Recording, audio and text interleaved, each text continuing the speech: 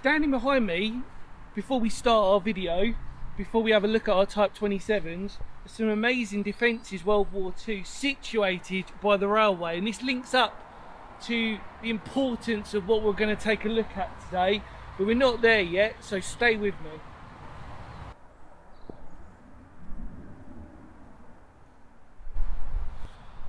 Hello everybody, I hope you're doing well. Today we are talking about another type in its use and its function. In this case, it's probably the most rarest one that you can find within the southeast at least. Talking about Type 27, and believe it or not, it is well hidden within this sort of area of shrubbery and bushland. So let's go take a look. Come on.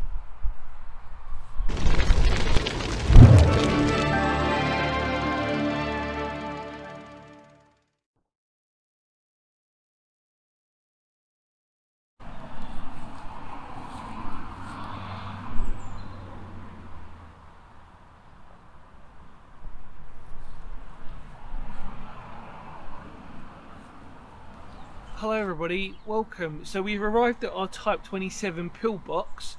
We're going to take a look inside in a minute. So as we sort of mentioned, we're in Surrey today, we're in Epsom Downs, and there's really not many Type 27s around. And what people need to understand is that this is a genuine Type 27, and what I mean by that is it's an octagonal one, so an actual proper Type 27, not a variant or anything like that. I think some people, you know, it's really difficult sometimes to sort of gauge what is a true type, but I promise you on this one, this is a true Type 27, and they are so rare in the southeast. In fact, actually the only surviving ones are literally within a stone's throw here within the southeast. There were some that were in Kent, but they've actually been mislabeled. They were variants of Type 24s, I think, actually, because they've got light anti-aircraft on them. I've already taken a look inside, and it's actually in really great condition, so I think you should come along with me, and let's do it.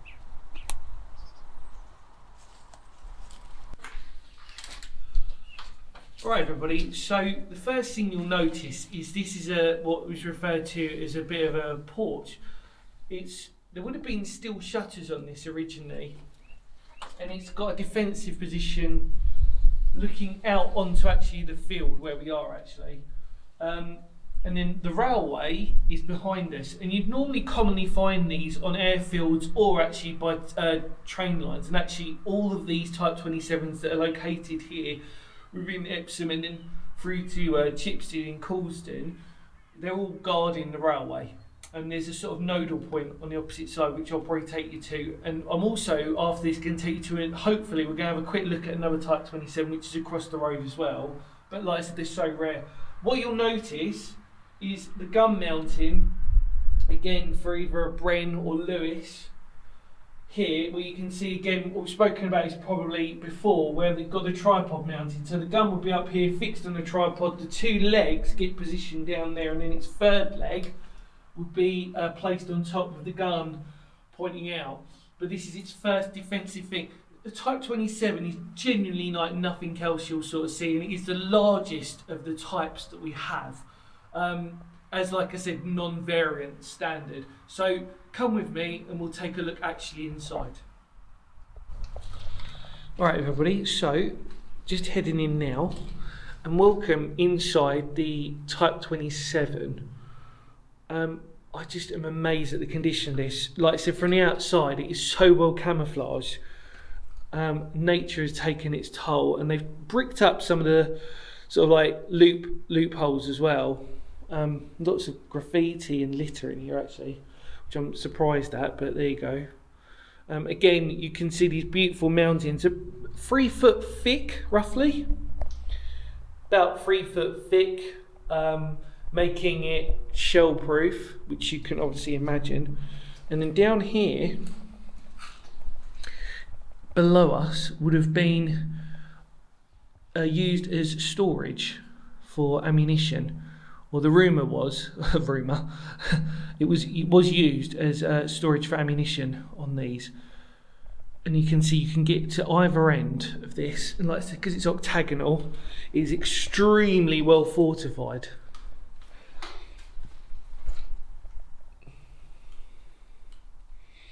Lots of animal bones and stuff in here. And then if you can see, there is a foot mounting and there's another one on the opposite side, and this is where you would have had your light anti-aircraft gun, 303 Lewis or Bren gun, fixed obviously as a light anti-aircraft position, so it holds dual fire, so in other words it's aerial and ground fire. But the fact that this step still stands here, I'm not sure about. I think the other one's got the step. We'll walk around there in a minute. But like I said, octagonal in design. Remarkable, really. I'm actually really impressed with this. Normally you'd see like a concrete post sort of sticking up. That was to help support the mounting of the gun. And you could stand and fire as you do. You can see all the rubbish, however, litter. Careful not to tread on too much. Beautiful though. Look, you can see how dark it is in here. Always like to do that, just as a sort of note of like it's been surrounded by a hedgerow and a copse. Remarkable.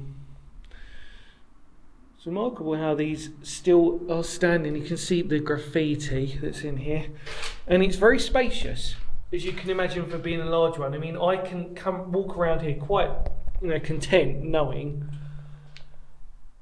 those, I think from memory, were probably viewpoints. And then we're looking through to the other side. A few cave spiders here. Seem to all be on this side.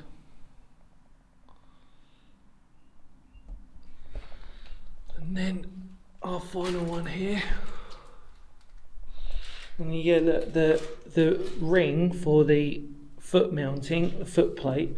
Let's see, I have to put my foot on that. The idea is that you can just literally come up onto that, and then you're literally on that AA mounting, and that's it. And then again, looking out.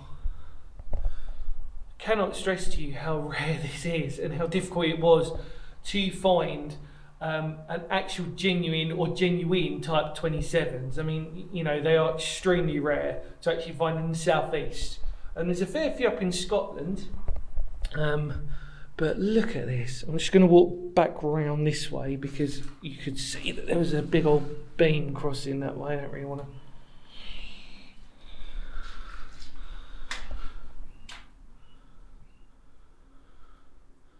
The birds outside are kicking off, so I don't really want to take up too much more time because it's not found nature really.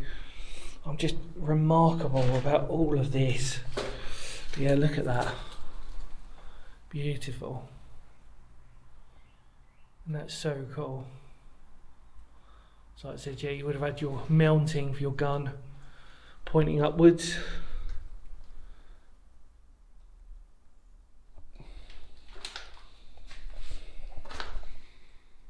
And then, like I said, so noted is also having steel doors on the front, so you would have been properly in this, almost like a defensive. It would have been really more of a defensive bunker on this one, especially for its size. Obviously, coordinating between the other ones as well. On this section, there's not many anyway Type 27s, but what makes this slightly more unique in a strange way is that because of their rarity. The cluster at Chipstead is inaccessible via the golf course, but these two that are here are accessible just about. But there's a Type 22, I think, not too far away, and then there was a nodal point crossing over to the bridge with some dragon teeth. But yeah, lovely, really, really, just incredible to find. Right, let's head out.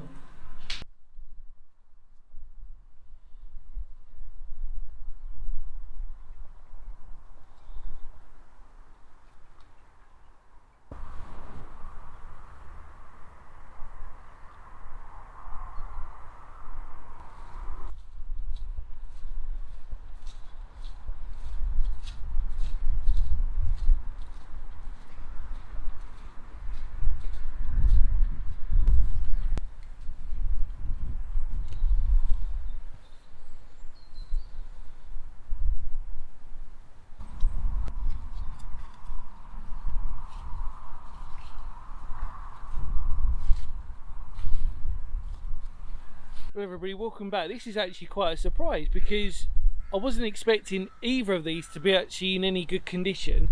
And as you can see, we're at the sheltered porch here of our Type 27, our other one. I don't know what it's like on top. It might be that we can actually get on top of this one and have a look. So that'd be pretty cool. I was actually surprised. So I think what we've got to do is we'll have a look inside and yeah, take a nosy. Come on. Not the easiest one to get into. So again, we're on our, we start our journey on our sheltered porch. And again, defensive here. Lots of graffiti in this one, but I think it's because lots of people do walk their dogs. And it looks like it's been cleared out from the top as well. We'll take a look properly around the outside when we're there, but you can tell it's been inhabited by lots of people. I wonder if they realised how important these Type 27s were. But let's take a look for ourselves inside. Hopefully it's a lot cleaner. Right, everybody, so we're inside, as you can tell. Cool, there's lots of crap on this one, which is a shame, but we've got to take it for what it is. Spray cans. Cool. Do you know what? It's a shame because it's clean on the floor, and yet when you're in here, look at all these bottles. People have blatantly been having a very nice time here. Look at this. Wow, this is disgusting. But it is what it is, and actually we need to sort of say that for the rarity of these, we've got to take it for what it is. It's still actually relatively okay considering. It's kind of one of these things, if you just sort of like excuse all the rubbish and the litter and the fag ends and everything else, not too bad. So that's where our light anti-aircraft gun would have been placed. Like I said, we'll go out there and have a look at that properly. We can't actually get through either side because it's so overgrown. There's a fridge, so I don't think we can get round today, but we can go around the other side. You don't really need to see both, do you? Generally do not trust standing on fridges, to be honest with you, especially on a day like today. This is very littered, but I just have to keep reminding myself, look, there's the support for the mountings. Just graffiti and everything. I'm really amazed at how much litter is in here. It's ridiculous. But it looks really good from the outside. So it's actually a strange one. You sort of want to swap either really. You want to swap the inside of the other one for that. Christ, I don't know what has been done in here. It does smell of like really damp cigarettes. Not that that's important to anybody. All these spray cans, you can tell that they've tried to sort of like create a beam so they can get into this, like a little freaking den. But you can tell I'm not going to plough through that stinging nettles and brambles just to get there. We'll do that on the opposite way, but you can see enough of this one to get an idea of this Type 27. So the fact we've done two is pretty cool. Just, yeah. Every gun port has got its own sort of character. It's almost like a sort of thing of like, you know, start of a 10. You know, choose this gun port for this amount of rubbish and litter, and then choose another one for this. You know, do you want the one with the glass bottles? No. Do you want the one with all the fag ends? No. Do you want the one with the spray cans? Just walk around there one more time. This smells really bad in here, like really dank smell, just not a nice smell you'd sort of normally see from a sort of really festered abandoned building. Right, let us head out.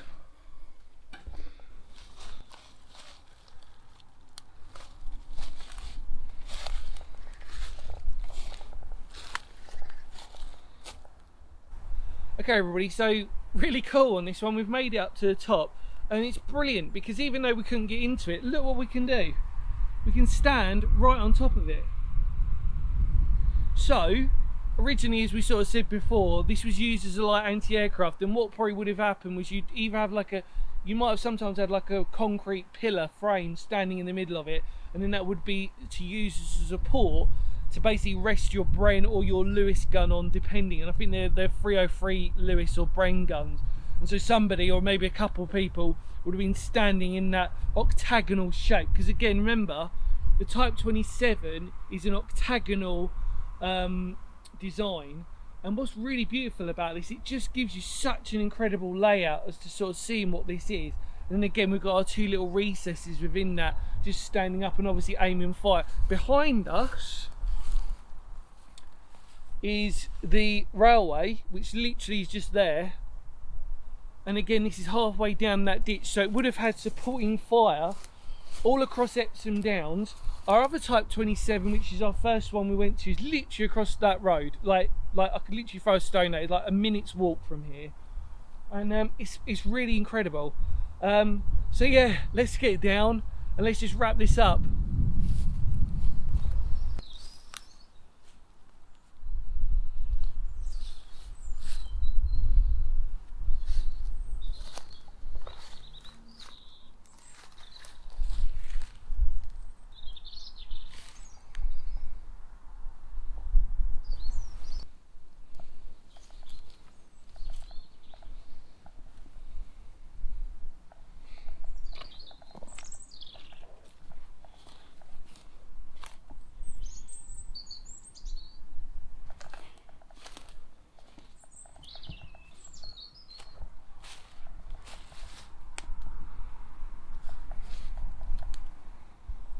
Okay everybody, so as I stand behind this Type 27, I just want to say thank you so much for coming along with me. I really hope you enjoyed that. It was really interesting and really cool to sort of actually finally get to do one of these. Like I said, it took a lot of interesting research to actually find these. Remarkable really. Well worth a visit. Like I said, we're on the Epsom Downs. So in the more words of Phoenix history, because history matters, feel free to spread the word of the channel, and it's another type done. So we talked about its use and its purpose, how many men at garrison, which is around 10. We spoke about the light anti-aircraft purpose, and we also talked about it in context of where we are. So much love to all of you out there, because history matters. Ready? Kapow.